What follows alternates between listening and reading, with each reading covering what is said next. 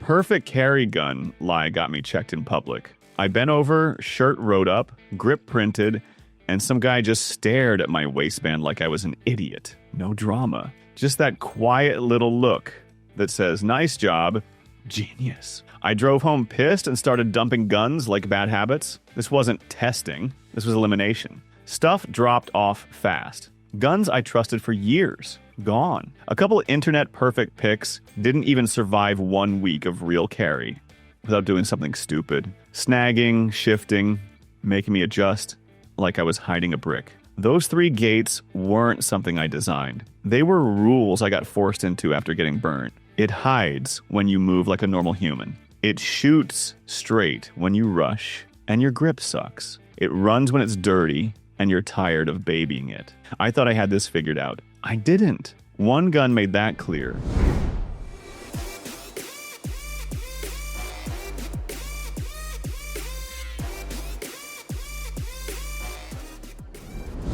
Bell on the door at a small town shop outside Lubbock, off a frontage road by a tire place. Stale coffee, AC fighting the heat. The Canik Mete MC9 sat low in the case, like it didn't want eye contact. Counter guy didn't grab it. He wiped the glass, stared at the tag, then looked up.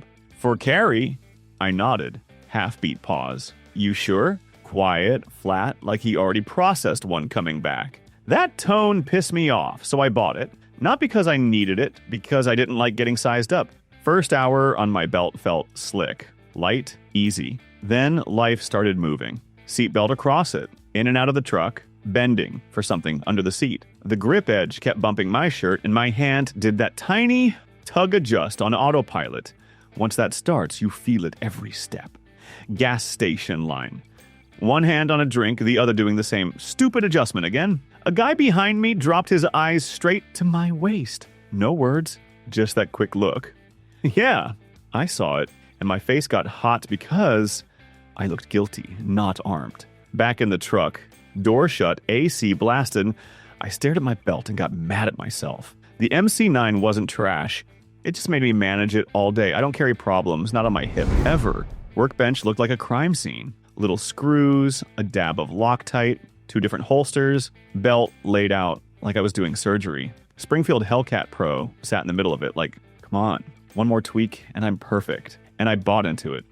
Because in 2026, that's the trap. Everybody sells you the same lie. It's not the gun, it's your setup. So I did the whole ritual, different holster, everybody swore fixed comfort, belt notch tighter, ride height changed. Even messed with grip texture because people love saying, bro, just tape it. On paper, it got better, it carried flatter, it drew cleaner, it looked solved. Real life didn't care.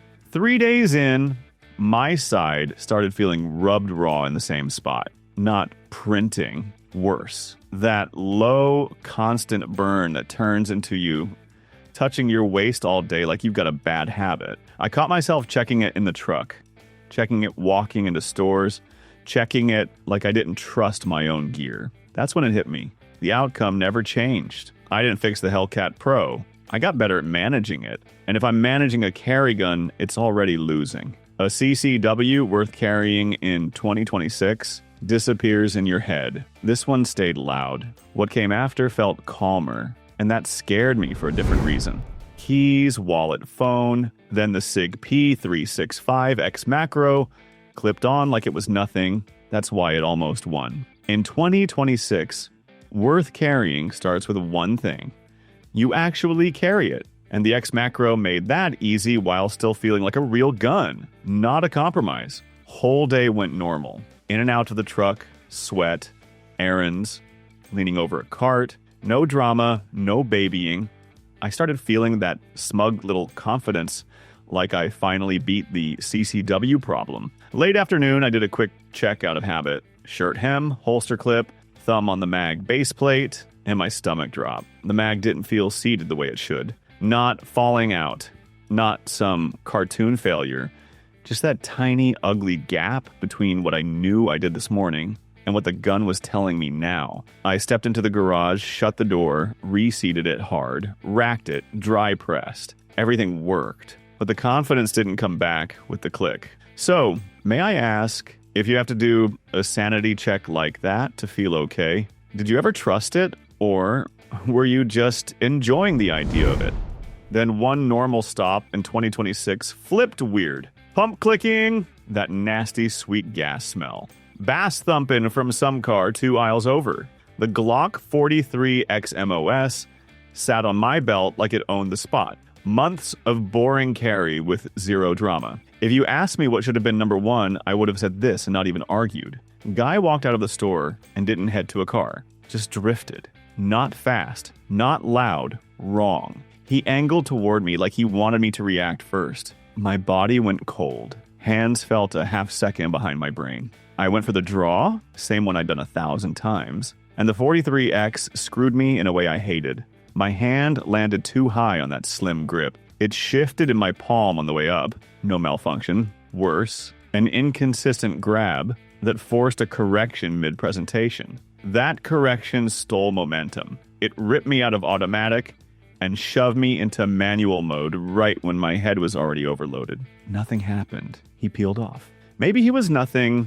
Maybe he wasn't. That's the part that pisses me off. Now I'll never know if that beat I lost was the beat that mattered. So yeah, it worked until it really mattered. That's why it didn't take. Number one, the winner didn't make me fix my grip under stress.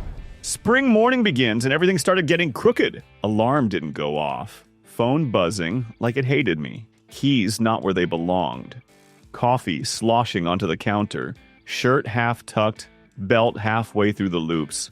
Already late and already pissed. Smith & Wesson Shield X got clipped on in the middle of that mess. No little ritual. No mirror check. No, let me fix this real quick. It just went on like grabbing my wallet. Seatbelt, truck, stoplight, in and out of a store, reaching down for something I dropped, squeezing between cars in a tight lot. That's usually where a carry gun shows its teeth. Shifts, bites, needs a correction, makes you do that stupid little waistband touch like you're hiding a problem. Not this one. The day stayed ugly, but the gun stayed invisible. Not invisible like I forgot it existed. More like it never asked to be part of the day at all. No second thought, no adjustment, no fixing my grip, no hang on. That night, dumping pockets on the dresser, it hit me all at once. I never touched it, never checked it, never even thought about it, and that's why it won. But here's what still bothers me. Guns that settle and that clean usually make you pay for it later, so I keep waiting for the catch. Because a carry gun that feels this automatic is either the answer or the setup. That's why this wasn't a top 5. It was a pile of losers and one survivor. Most 9mm carry guns fail the same way. They act fine until you actually live with them. They shift, they print, they punish you when you rush, or they get picky the second you stop pampering them. And once a carry gun pulls that crap, it's done with me. The one at the top stayed boring through all of it. Not cool. Not trendy. Just boring when it mattered. And I still don't trust it like a fairy tale. There's one thing about it that nags at me, and I keep waiting for the day it shows up at the worst time. That's the part I hate. Now you tell me, what's the gun you had to eliminate, even though you wanted it to win? I'm Steve. Carry what you don't have to defend.